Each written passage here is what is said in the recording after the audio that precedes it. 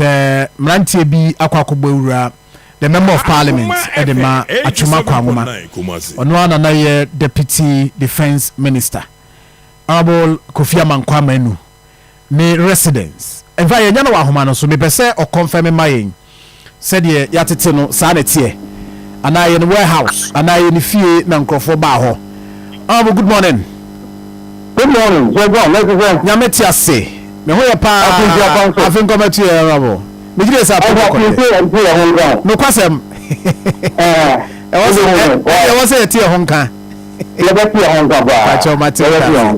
but Pacho, which one confirm here? Is it Ufie and I say warehouse? And I mean, because reporter ban say Nancy Diabo Ufia almost almost share say fertilizer, say a dear number show. But which one confirm here? So go no gas super. Na me chia obi a chia tobacco amoma phone na. So John no quest. In fact, no. A better later afternoon, her baby. I will be free. I catch him fair. Uncle Football Beko, now almost done feel. Let me be so out of line. I want to go NBC. Chairman, I have friend no longer at Makwama. I want to go there this year. Your friend to boy, I have to abandon Kuta ballot papers, Kuta ballot papers. I'm not your boy. Let me show you. My new friend. Nipa teacher ni bi ofie nti me friend na me misa me say obi aba me tia na enti me friend no so obi ama nti ono kwa me kan na o sere no so ono abo na ofi a de na ya ha obi eba ana me say I don't know no so obi ama obi aba ha nka ma so ana me say okay enti eni me kakra na me no ko you look on a fire, no, and you have been personal. I 87.9. I feel you about how. 87.9. Of course, and boys be and the number of boys me for to make on one or so when so bad when you are to make on massa.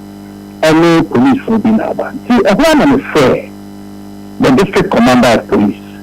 Now, it's fair district commander of police. In fact, and I question. If he duty of a police officer, I question if he duty of a police officer, and now say be afraid to be a good be an issue in because my friend a response of the man, instantly I lost every trust and confidence and everything in that man.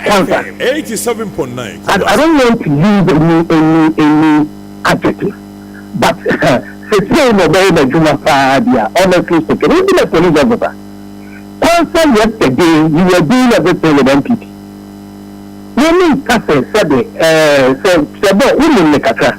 Yes, I hear a beer, said it, and Brahma Dahua, and Bra. My mom said you can near Kasari party for because I didn't know Dahua and your paper at the home.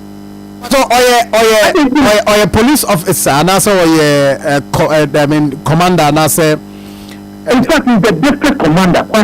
District commander. Yes, the district commander. 87.9 Kumasi. I don't want to add the title because I don't think he's deserving of the title. Because Obia said it, should Obia minimum and police minimum, or Obia well deserving of the title. This is what is happening. Chief, not to say, police for a name and Kofi a committee, but I don't know what the problem is. Come and see this man. Come and see this man. The arrogance. I'm saying, really? The people can't be power, and as a professional, I'm catching as a priest.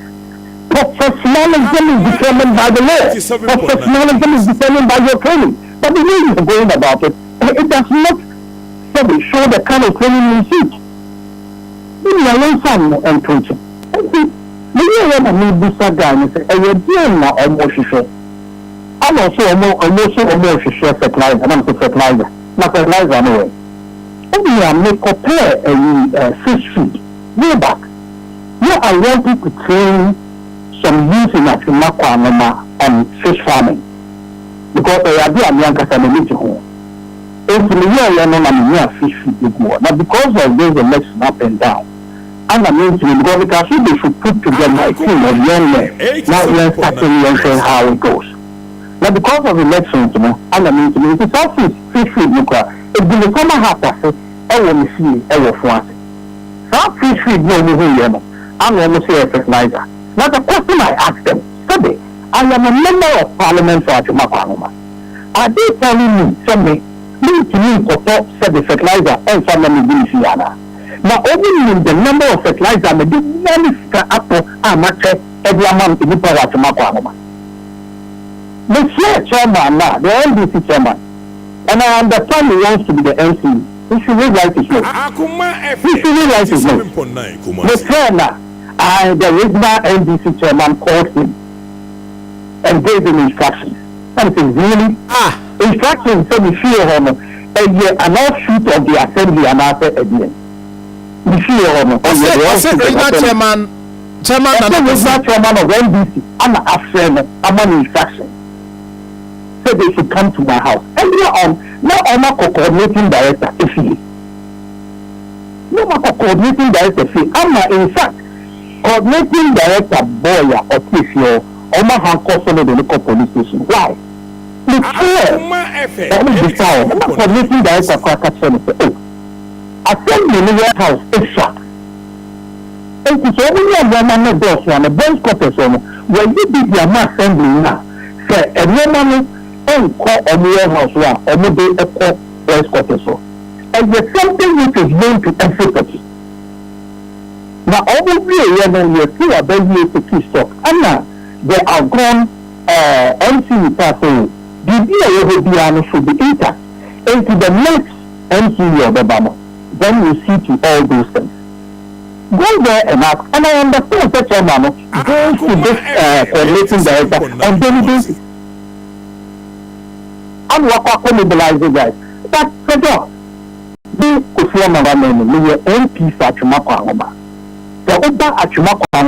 is not the first time I said the NDC I asked my abandon. When you are Maba, Yaman Koma Maba, say, when you are Mabia, Yaman Sanaka, and Yaman Koma Etiasi. You, Yaman Koma, I will say, sir, if there is one person that sometimes I go to, the name is Dean Koma, epically ideas, and Yaman Koma, go to him. And the NDC, that I go to him. 87.9 Kumasi. I said, it will be a mama, have you also? Oh, Kofi, I do not even say a dead because at the end of the day, I have to this is not the first time. We have never seen anything like this in Achumakwanoma before. And I'm a fair, almost parliamentary candidate, Grace. See, in fact, she was actually embarrassed. Also, Kofi, what to say? Because Grace, you know, I refer to her as being Laba. Then, my mom, you could Grace, she said, so, okay, a comedy in a so, what is this? Because I am surprised because I'm surprised because I'm paid before seeing because I know the regional chairman of the NDC Dinkomo, and I'm raising this issue of invasion and then Sane Mamukuri Rankofufi na womu na okase ono akra advice ne boys ne say I'm say BSc pen now say ebisi some years back because ABMPP time ebisi ntino beso yebia emwa omunjai de ekosunti. I'm surprised the constituency chairman no better say order from the regional chairman. So I'm surprised. This is what he told me. So it was an operation and no more yano and rana. So omba ofie. Yes. Omunya access to ofie now. Omunya access to the house. Apparently, the police officer who led the team, and in fact, he spoke wisely and he spoke faith. He spoke better than his district commander. Far better. But what you are saying makes a lot of sense to me. Because you saw about catcher, no. I'm not a fear there. And you saw what they need to do almost. But I had the NPCU. When you say they may buy the MPCA, again, I may buy the Ewa. And you saw you know, catch on, no, MPCA, it's not we cannot do that. And the teacher now, then came out. I'm going to say, because already Mama said to me, and said, this is what I have picked up. And to a year more, almost catcher said, you go on to a fish feed. And to a year, police really can't say, let us go and satisfy, our curiosity. And to other call almost share, not the catcher on that. And to other police officers, the crime at the call. I don't catch on there, and I'm not doing a fish feed. And you're fertilizer. It is a matter of fertilizer. Now, NBC, some of them were coming to me for fertilizer. It is not fertilizer, not the Indiana Medibro manner. Not the Indiana Medibro. So, every said the Omusiba Hobejibino. Sana said, no, by nature, at your mama. If the other catcher said, the NBC will now ban not that I have what it takes to help you. I will help. No certain way with MPP, and no certain way with NBC. And you have to make one. So I will tell you something happened about your primary.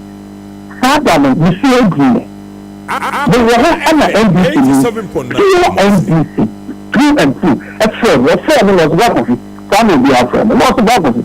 Oh, a baby and a one time Yamawu. Na Sika, Black of Finka, Memma will be a support. Na Black of Misika. Now the man is on a cotton so 20 packets. The cell will be of a bound change the piano. Not what when you saw Eddie 7. I mean, this is beautiful. This is beautiful. Okay. The food this, the deep or more, and it's very suddenly a longer thing that we can intimidate me. So no, he should win right his note. He should win right his note because I am not official. He should win right his note. And I understand he wants to be an MP. He wants to be an MP with this kind of attitude. But after that, we apologize to you, sir. He has not. I called him yesterday. Alonga, are you the one doing this? If you are starting to get really? Suddenly you are Alonga can say you have voice. Boys doing what? You are Alonga. You have voice. Boys doing what? What's that done? You should realize his voice. But may say everybody in Achimokwa will be protected. Everybody. Nobody can intimidate anybody. Because you're too often, you're too often, you're people at the chair Achimokwa.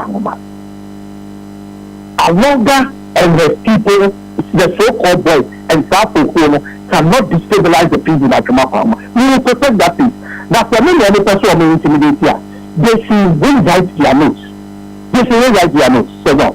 Okay, but when you uncle you say omo koye no na omo suspect say fertilizer say na wa keep poultry feeds omo confirm police for confirm they say asumdie ho ana also obe take the matter up.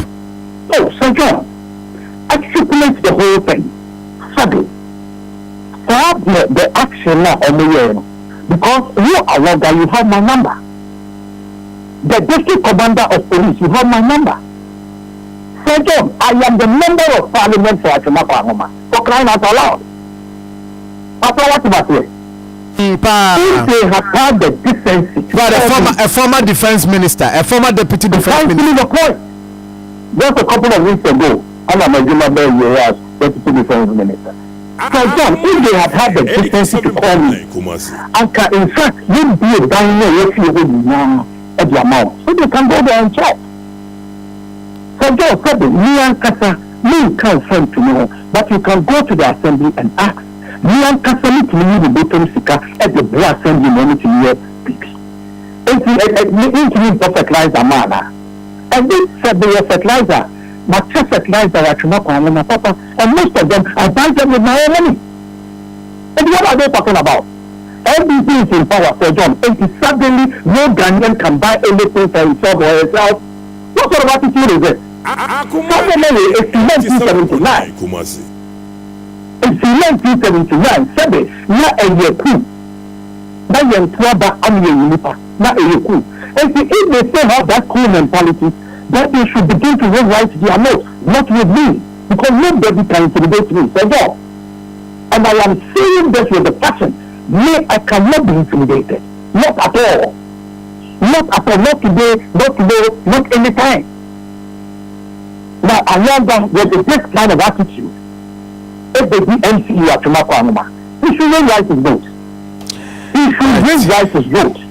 And we will not leave at Chumakwanuma to anybody to intimidate anybody. Here come numbers, and like here come boys. So, and can just your friend is a click of finger and can be easy power. Study, and that's why I watch my son. Informant of man inside information says that they are going to mobilize to go to my house. And I said that is not important because there is nothing really there. It's not important for people to go and mass up any fields and go for this on the top. Imagine if that had happened. Imagine because a certain Alonga want to exert unnecessary power and influence. His government one they do. His government is wrong.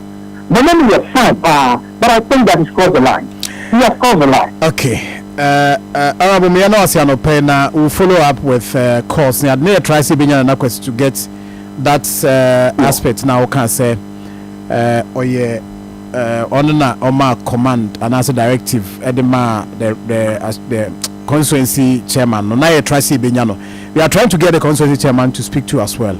But we will try and then get the other side of the story. And I feel that's paper. Right. It was for the lawyer.